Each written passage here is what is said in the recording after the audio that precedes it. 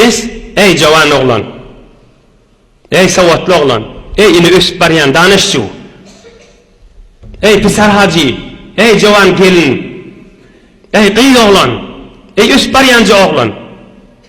Hudaý üçin doğuncuğun bolsa nasihat aýdyn. Pulun ba, gelşigiň ba, sawadyň ba, ilmiň ba, bulara dayanma.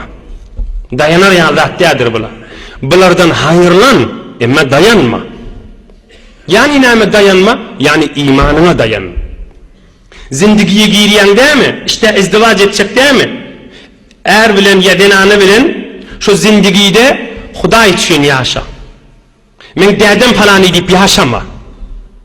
Men emum falany diýip ýaşama. Men pulum ma diýip ýaşama. Men tahsil kerdim, men sen men asıl jur gelmeýän, be kefa aýtma. Nämeden çürüýümligini goý açyqra aýdaýdyň. Nämeden çürüýümligi iýligini gözläp görüň. Elhamdülillah hemmäňiz halkyň içinde ýaşapbaňyz. Her ärileki şijilik gurrun orta oklayan mata şu ärile hiç oňşaýan nädir? Tahsilatyny orta oklasa, men emum falany, men dädem falany diýasa, oh, men Rabbim Allah diýenaka, men ýam Hudaýdyr, men yaradan Hudaýdyr, men asgal berýän Hudaýdyr, men üzüme surat beren Hudaýdyr, men gelşik beren Hudaýdyr, men yaradyp duran Hudaýdyr, men janym aljak Hudaýdyr, men Rabbim Allah'dyr diýip ona agdanaka. Özünün yüreğinde de şu dädesi var doğulurken hamana adamsı bilen urşası doğullarına aydajakta.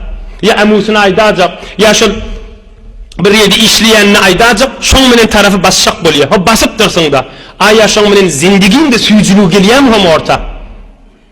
Şu pulun källik, verin källik, tahsilatın källik, fowga tahassusyň maýmışdyk da. O da hamany bisawatmışdyk. Şoň menen de kepletmeýän tarafy. Hop kepletmänsiň, basıp dursun. Aya zindigiňe bir bereket gelýärmi hem? Ýaşaýyşyňa bir süýjülük gelýärmi? Keyf edip ýaşap bilýärmi hem şoň içinde? Ya zorun etenini taklawatyň mı tarafy? Zorun etenini süýjülük geljekmi? Bereket geljekmi? Nur geljekmi? Rahmat geljekmi? Ondan üçin şolar mydam hoşmaýar da mutaessifana. Sen Hudaý üçin agdama bu gurrunlar. Ay bu zatlar näme diýip agdaýan diýip bulardan istifade et. Haýyrlan, bular Hudaýyň nygmaty. Emma bulara dayanma. Ähmet dayan, imanyňa dayan. Men ýamma di, men Rabbim Allah di. Resulullah sallallahu aleyhi ve sellem näme diýänmiş? Daňa tannaýt diýänmişdik. Ve gün yaşannaýt diýänmişdik. Allahumma bika asbahtu ve bika amsaytu ve bika ahya ve bika amutu ve ileyken nushur. Hudaýa sen lütfüň menen daňyma tardım diýänmişdik. Gün yaşanna, Hudaýa sen adyň menen günüm ýaşyrdım diýänmişdik.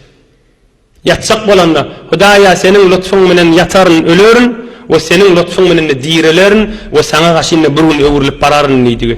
Resulullah dayanýan radyşy ve bizlere dersa imanymyza dayanmaly.